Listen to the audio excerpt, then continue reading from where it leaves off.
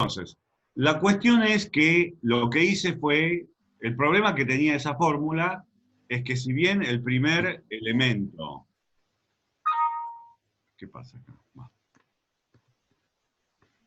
Si bien el primer elemento no tiene problema, el problema venía acá. Entonces sustituí el P, que me exigiría la fórmula, si sustituyo y hago el despeje con el pivote, por el P estimado. Y lo que yo les estoy afirmando es que el intervalo ese de confianza sigue siendo válido. La razón teórica que la justifica, les decía, no se excede, pero es algo que se llama el lema de Slutsky. Por un resultado de estadística asintótica o de probabilidad, se puede asegurar que este intervalo resultante sigue siendo un intervalo de confianza válido de cobertura 1 menos alfa por 100% para una proporción poblacional. ¿Está bien? Bueno. Sí. Bárbaro, buenísimo. O sea, en la práctica lo construyen así y tienen todo para construirlo en base a la fórmula. Muy bien, algo importante que vamos a sacar de acá es lo siguiente. Esto me da un intervalo de confianza para una proporción. Pero esto también me va a permitir usarlo para determinación de un tamaño muestral. Para elegir un tamaño muestral. Yo les contaba la vez pasada que una de las preguntas más comunes que nos hacen cuando hacemos estadística aplicada es, vienen médicos o ingenieros o lo que fuera, y nos dicen, yo quiero estudiar tal o cual cosa, ¿qué tamaño muestral necesito? Bueno, es una de las preguntas más comunes que hay, ¿sí? Esa pregunta hay muchas maneras de abordarla, que ahora después voy a comentar más en detalle. Pero lo que uno va a decir es, cuando uno es el estadístico, es depende para qué. Entonces, vamos a hacer el caso, en el caso más simple, para ilustrar las ideas que hay detrás de eso. Supongamos que yo voy a tomar una muestra, yo quiero tomar una muestra para, por ejemplo, estimar la proporción de gente en La Plata con licencia de conducir. Viene alguien que es un vendedor, por ejemplo, alguien quiere poner una concesionaria, como medida de rentabilidad del negocio, le va a interesar saber qué proporción de gente tiene licencia. ¿Está bien? Por ahí si lo hace en Tilcara, en Jujuy, la proporción es muy chica, no le conviene poner una concesionaria. Si lo hace, por ejemplo, quizá en Rosario, sí le va a convenir porque hay mucha gente que maneja. Entonces, le va a interesar saber, por ejemplo, hay muchas circunstancias en que le puede interesar esa proporción. Entonces viene y les pregunta, bueno, yo quiero estimar esa proporción. ¿Qué tamaño muestral debo elegir? ¿Cómo responderíamos a eso? Una de las maneras es, bueno, muy bien, usted yo ya sé que quiere estimar una proporción. ¿Qué precisión quiere para la estimación? Y en base a eso, determinamos el tamaño muestral. Por ejemplo, me dice, bueno, yo quiero estimar esa proporción con un margen de error del 5% y con una confianza del 95%. Sería muy lógico, porque la persona no se quiere fundir. Sabe que si se equivoca en más o menos 5, va bien, y quiere tener una buena confianza en su estimación. Entonces, para eso utilizaríamos la fórmula anterior. ¿De qué manera? Fíjense que cuál va a ser la amplitud de este intervalo de confianza, o la longitud. La longitud de este intervalo de confianza es 2 veces el margen de error.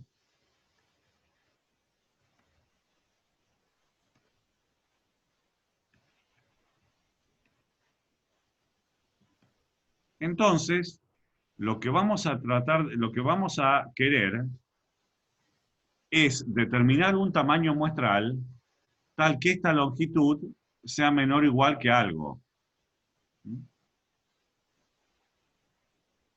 Llamémosle una longitud crítica. Para lo que me dice este cliente hipotético que estoy hablando, sería de 0,10, el 10%.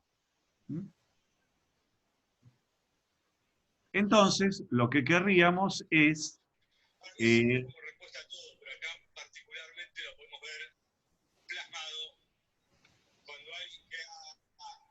Ahí no oigo, no oigo. Bueno, no sé si alguien quería hablar. Bueno, entonces, ¿cómo despejaría? Lo que tendría que hacer acá es despejar el tamaño muestral de esta fórmula. ¿Cómo? Bueno, pasando para acá todos los términos necesarios. Es decir, vamos a pasar al revés. Vamos a hacer 2z 1 menos alfa sobre 2 por raíz de p 1 menos p dividido LC es menor o igual que raíz de n. Pasé, ¿qué hice? Pasé de término las ecuaciones. Lo que me daría por resultado, ¿qué cosa? Me daría por resultado n mayor o igual, elevo al cuadrado todo, que 2z 1 menos alfa sobre 2 al cuadrado p 1 menos p. Es decir, que ahí estaría encontrando el tamaño muestral necesario para esa pregunta. ¿Qué les parece? ¿Está bien eso? ¿Es aplicable en la práctica?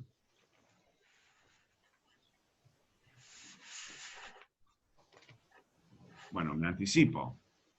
Obviamente no, porque justamente yo todavía no tomé la muestra, entonces no sé cuánto vale esto. Yo quiero justamente tomar una muestra para estimar eso. ¿Cómo puede ser que, que el tamaño muestral depende de algo que todavía no conozco, porque no tomé la muestra? Entonces acá hay dos opciones. Una de ellas es ponerme en el peor caso posible. Bueno, el peor caso posible es ¿cuál es el máximo valor que puede tomar esta expresión?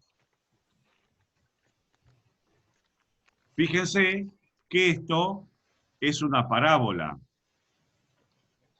porque los valores posibles de P van entre 0 y 1. Es una parábola que vale 0 en 0 o en 1 y que alcanza un valor máximo en un medio. Y en un medio va a tomar en particular el valor 1 medio por 1 medio igual 1/4. O sea, eso es el peor de los mundos. La máxima varianza se encuentra ahí. Entonces, una opción que se llama opción conservadora es reemplazar el valor 1 medio y 1 medio. Y así determinar el tamaño muestral. ¿Está bien? O sea que ahí sí conozco todo. Porque fíjense que ahí conozco 2 es 2.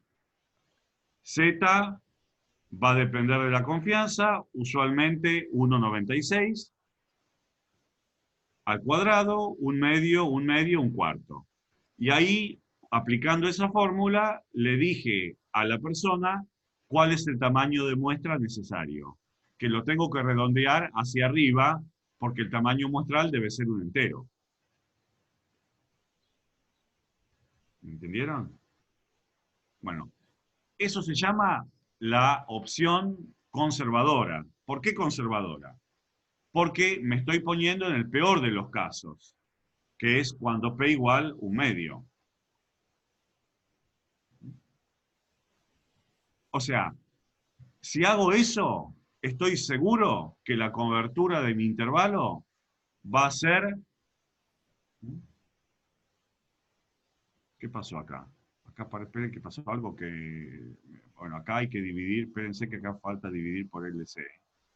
Si estoy en esto, estoy seguro que el intervalo de resultante va a tener un margen de error como el que quiero. Generalmente va a tener un margen de error menor todavía. ¿Por qué? Porque la proporción no va a ser de un medio. Cualquier otro valor que me surja me va a dar como resultado una amplitud menor. Pero en el peor de los mundos, que fuera exactamente un medio, igual estoy satisfaciendo el requerimiento. Bueno, entonces me preguntarán, ¿y si no quiero ser tan conservador, qué puedo hacer? La otra opción es, en lugar de sustituir acá por un medio, va a ser reemplazar acá por un valor de un estudio previo. Por ejemplo, yo quiero estimar la proporción de gente en La Plata con licencia de conducir. Y para eso, tomar un tamaño muestral que me garantice un margen de error del 5%. Si pongo en esa fórmula un medio, estoy seguro que lo voy a lograr, no hay problema. Pero eso por ahí me da una muestra demasiado grande para mi propósito. ¿Y cuál es el problema que la muestra sea demasiado grande? Que las muestras en general cuestan recursos, cuestan dinero. Entonces uno lo que quiere, uno no quiere desperdiciar muestra, uno quiere una muestra lo más ajustada posible. Entonces una opción sería, por ejemplo, si uno conociera de datos del registro automotor qué proporción de gente tenía licencia hace 5 años, sustituir ese valor ahí. Es decir, sustituir ese valor por un valor conocido, ya sea de un momento previo o quizá de una ciudad parecida. Está bien, no sé porque todavía no lo estimé la gente que tiene licencia en La Plata, pero sí lo sé de Bahía Blanca. Sustituyo ahí por el valor que sé de Bahía Blanca. ¿Está bien? Esa es otra manera de seleccionar un tamaño muestral en base a un conocimiento, a una adivinanza previa del valor del parámetro. ¿Cuál es la ventaja que tiene? Es que me va a dar un tamaño de muestra menor. Pero hay que conocer ese valor. ¿Está bien? A ver, ¿me van entendiendo hasta acá?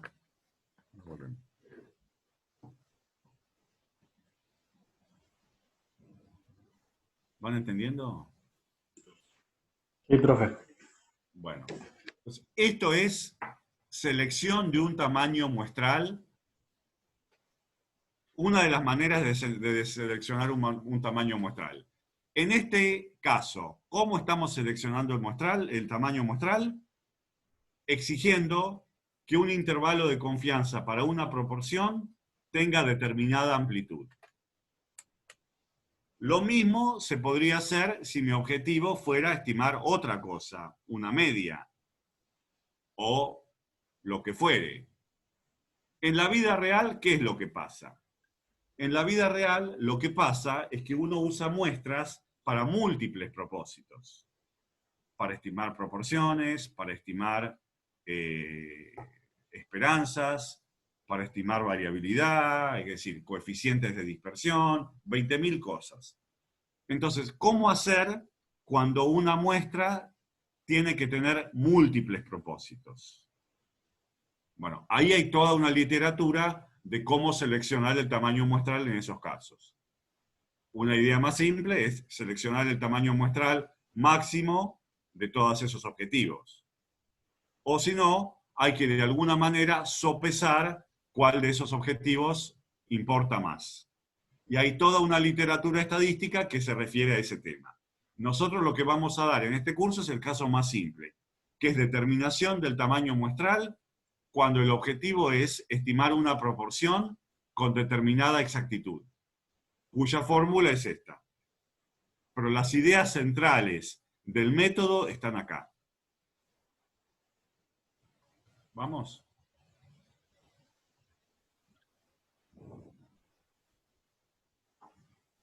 Bueno. Perfecto. Perfecto, perfecto. Entonces.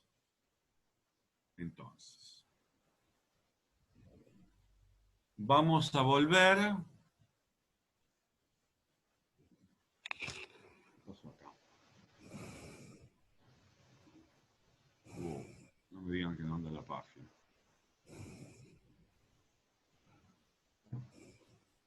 Bueno, espérense. Dejar de compartir. ¿Qué pasa? Profe, sí, yo acabo de intentar entrar al Moodle y no hay caso. Me salta el mismo error.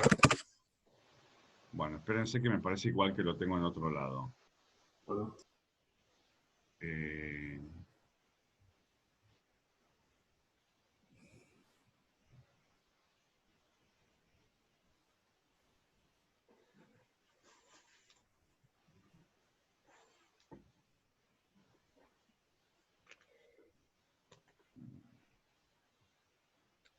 no. A ver, intentemos una vez más. Profe, ahí se ¿Sí? lo mandé por el chat del Zoom. Ah, sí. A ver, para ver cómo Sí, hago. si es ese o el otro. Ahí, si no es ese, le mando el otro. A ver, espérate. Bueno, lo vamos a ver. Yo justo hoy lo había descargado y El apunte prefiero ahora, antes de eso. bueno, ahí Bueno, les mando. a ver, dale. Consulta, Enrique, ¿hoy darías también student o empezás con test? No, no, no. No quiero dar mucho más, quiero hacerlos leer, pero Bien. quiero empezar. No, hoy test no empiezo, no, hoy test no empiezo. ¿El caso student sí hoy? O... Sí, el Sí, caso bien, estudiantil. bien, bien, buenísimo. Con test empezaría el lunes, porque quiero que vayan leyendo de antes. Por eso, Genial. este apunte que está acá no lo vamos a usar hoy, ¿sí? Bien. Lo que quiero es el apunte teórico del final de intervalos de confianza, que no lo estoy teniendo. Uy. Y el lunes sí empezaría a dar test de hipótesis. A ver. Si alguien me Ahí, ahí, manda el apunte, ¿alguien lo tiene por ahí? ahí mandé el apunte, profe. A ver. Lo estoy buscando, pero soy muy lenta. Me ganó Acá me Franco. mandó. Tampoco lo- Buenísimo. Bueno, espérense aquí, ahí comparto, ¿sí? Excelente. A ver. Un puntito más en el examen para Franco que te envió los archivos. Sí, da eso. Muy bien. A ver. No sé, ¿están viendo? Bueno, estamos en el apunte de Sí, se ve, intervalos profe. de confianza. Perfecto. Entonces, todo esto ya lo explicamos.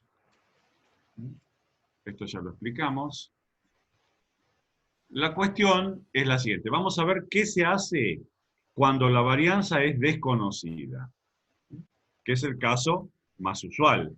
El caso en que la varianza poblacional es conocida es un caso muy artificial, que se aplica, por ejemplo, cuando estoy utilizando un instrumento de medición que el fabricante me dice cuál es la precisión. Pero el caso más usual va a ser en el cual no conozco la varianza. Entonces, ¿cuál sería la idea básica? La idea básica sería utilizar un pivote. A ver, ¿dónde está el pivote?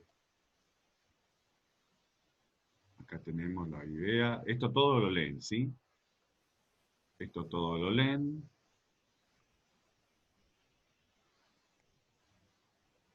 Espérense. Muy bien. ¿Qué es lo que sucede? ¿Dónde estoy? Supongamos que la varianza poblacional, estoy en un caso en el cual la varianza, no estoy utilizando una balanza que el fabricante me dice el sigma. Si lo conozco, uso eso y está todo bien y me sirve. El problema es que en general eso no lo voy a conocer. Entonces, ¿cuál sería la idea básica? Sería construir una variable aleatoria, donde en lugar de esto voy a sustituir por un estimador de la varianza. Sabemos que el estimador del desvío típico es S. El desvío típico muestral, donde S cuadrado es 1 sobre n-1 suma xi menos x barra al cuadrado. Muy bien. Esa parece una idea muy natural. ¿Cuál es el problema de hacer eso? Que, lo siguiente, yo sé que esta variable aleatoria tiene distribución normal 0, 1. Ya sea por teorema central del límite o por muestreo en poblaciones normales. Entonces, está bien, eso lo sé por esas dos cosas. ¿Cuál es la diferencia entre estas dos expresiones? Esta tiene un numerador que es aleatorio, pero un denominador que es constante. Mientras que esta otra que está acá tiene un numerador que es aleatorio y un denominador que es aleatorio también, porque ahora el S va a variar de muestra en muestra. ¿Qué es lo que hace eso? La consecuencia de eso es que yo no puedo asegurar que hacer esta sustitución me mantiene la distribución. Porque en esta segunda fórmula tengo más incertidumbre. Tengo aleatorias las dos cosas, numerador y denominador. Entonces, en principio, yo podría imaginar que esta segunda fórmula, la resultante de la sustitución, es más incierta que la primera. Y eso exactamente es así. O sea, lo que va a pasar es que esta sustitución no va a tener más distribución normal 0,1. Esto va a ser falso. Por esa razón.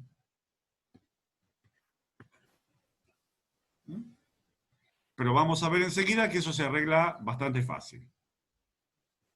La pregunta es, ¿qué distribución va a tener este pivote? Ya que no va a ser más normal 0,1, porque estoy haciendo que el denominador sea aleatorio también. Resulta que hacer esto no va a ser tan grave, porque hay matemáticos, estadísticos que ya se tomaron el trabajo de calcular y ver qué distribución tiene esta variable aleatoria, y resulta que esta variable aleatoria va a tener una distribución que se llama t de student con n-1 grado de libertad. Que ahora la vamos a ver. ¿Puedo borrar? Bueno, borro y bajo. Ahí está. La distribución t de student es una función, es una densidad continua para una variable aleatoria con valores entre menos y más infinito, cuya función de densidad, y no se asusten porque no la vamos a usar nunca, adopta esta forma, y que si la grafico tiene una forma así. O sea, supongamos que esta es una t de student, supongamos con, no sé, 10 grados de libertad. Voy a graficar también otra T de student con más grados de libertad. Esta, por ejemplo, es una T con 20 grados de libertad. Voy a graficar otra, todavía más. Una T con, supongamos, 100 grados de libertad. O sea, la distribución T de student es una familia de distribuciones campanulares y simétricas que, según el valor de grado de libertad, me dicen cuán ajustadas están alrededor del cero. Ah, pero profesor, ¿usted no está dibujando ahí una normal? No. No toda distribución campanular y simétrica es normal. La normal es un caso específico. Hay otras distribuciones que también tienen forma de campana, pero que no son normales. Una de ellas, la vemos acá, es la T de student, en estadística matemática que se utiliza, que es la distribución de Cauchy, que también es campanular y simétrica, pero que no es para nada normal. Lo que sucede con la T de student es que a medida que crecen los grados de libertad, cada vez se acerca más a una normal estándar. Es decir, si tuviera en principio una T de student con infinitos grados de libertad, sería exactamente igual que una normal estándar. Pero con grados de libertad, con tamaños que van a ser el tamaño de muestra finitos, tiene más variabilidad. Y ahí es donde se ve la incertidumbre. ¿Qué quiere decir esto? Que si yo utilizara un pivote con una varianza conocida, la distribución es normal 0,1. ¿Cuál es el precio que pago por estimar la varianza en lugar de conocerla? Que voy a usar una distribución con mayor amplitud. Pero todos los cálculos se pueden hacer. ¿Puedo borrar?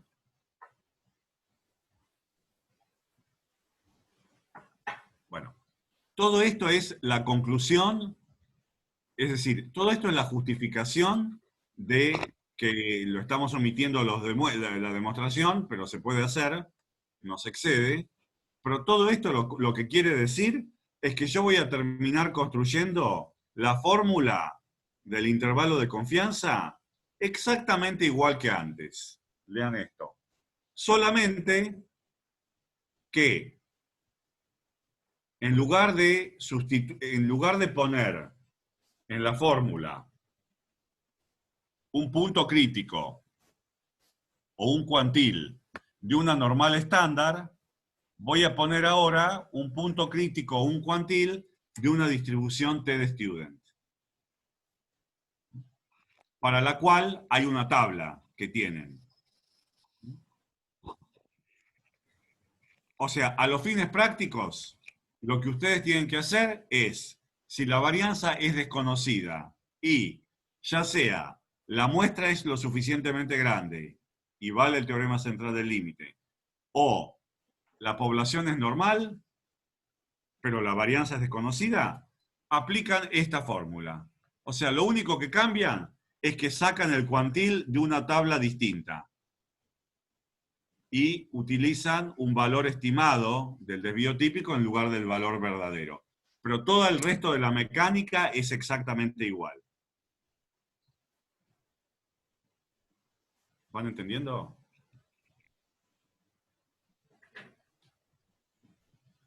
¿Sí? Esta es la justificación teórica. En los ejercicios van a ver exactamente cómo hacerlo. Pero la idea es bastante simple. Lo difícil de acá, ¿qué es lo difícil de acá en realidad de la teoría? Lo difícil de acá, que nosotros no lo hacemos porque nos excede, es justificar que esta variable aleatoria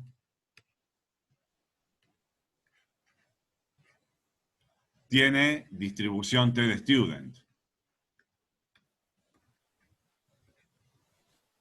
Eso es lo difícil del tratamiento teórico del tema, pero que nosotros lo omitimos. La mecánica es igual que antes, la única diferencia es que a los fines prácticos usamos el S en lugar del sigma y sacamos la tabla de la T en lugar del Z. ¿Vamos?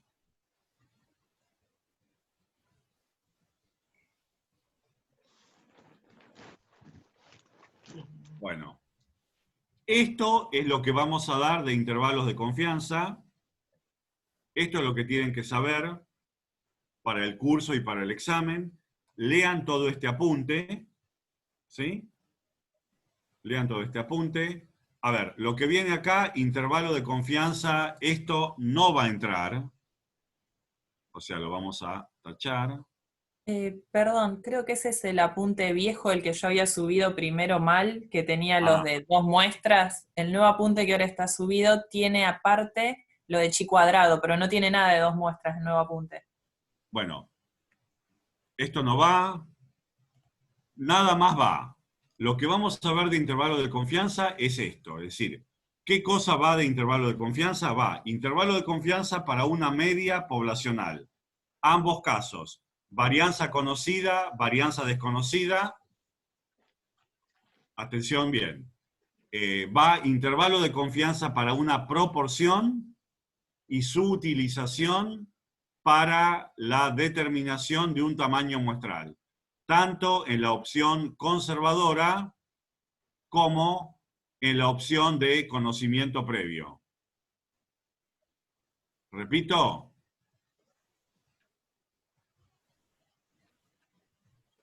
O sea, lo que estoy diciendo es, ¿qué es lo que quiero que sepan y lo leen en el apunte?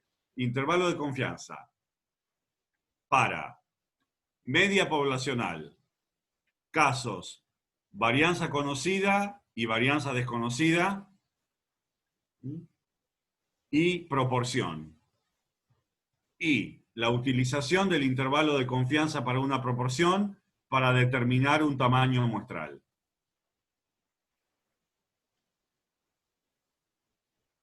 ¿Me siguen?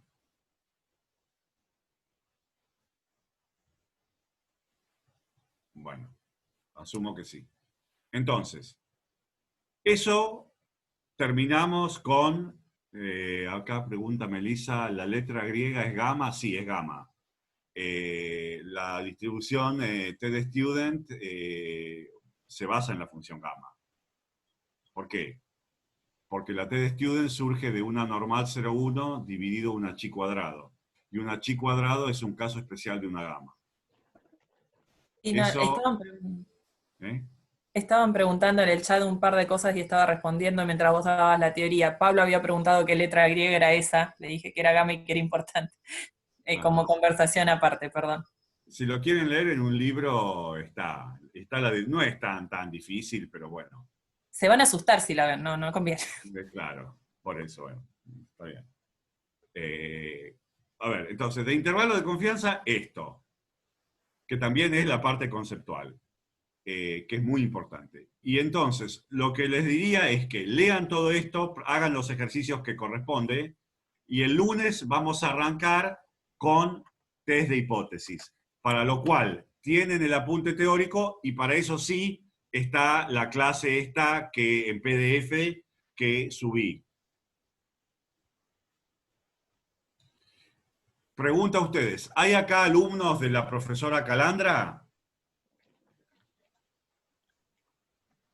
¿No? Bueno, porque la pregunta es la siguiente, porque ellos no sé si tienen acceso a nuestro Moodle. Sí, Pero Julieta dice que sí. Hay alumnos, una chica dijo que sí. Julieta. Bueno. Y Marcos. Entonces pídannos, si querés vos, Meli, o yo mismo, ahora les paso a ustedes. A ver, ¿tienen acceso a este apunte que mandó, a ver, Franco Regenbaum? Mandó un apunte que se llama a todos. PIEST 2020-26 de 06. Eso es el de OA. Y mandó 2 archivos. Acá, a ver, voy a compartir. Compartir pantalla. Bueno. Para los alumnos de la profesora Calandra, bájense estos 2. Este archivo... Ay, no puedo escribir. Va. Este archivo es el que usé hoy. No sé si ven que estoy circulando. Y este otro es el que voy a usar el lunes. Aparte del apunte teórico. Entonces, si quieren, bájense eso, así están listos como para poder seguir.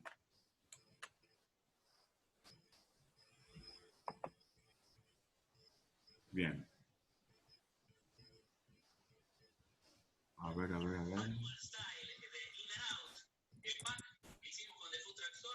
Esto te llega a tu casa y vos vas a poder elaborar la hamburguesa de In-N-Out, la más famosa, la mejor, la más rica.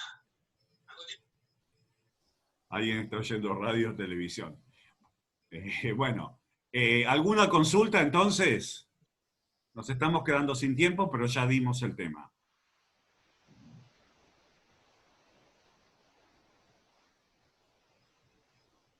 Bueno, entonces el plan es, lean todo este apunte, bájense esos archivos y el lunes a las 9 de la mañana arrancamos con test de hipótesis.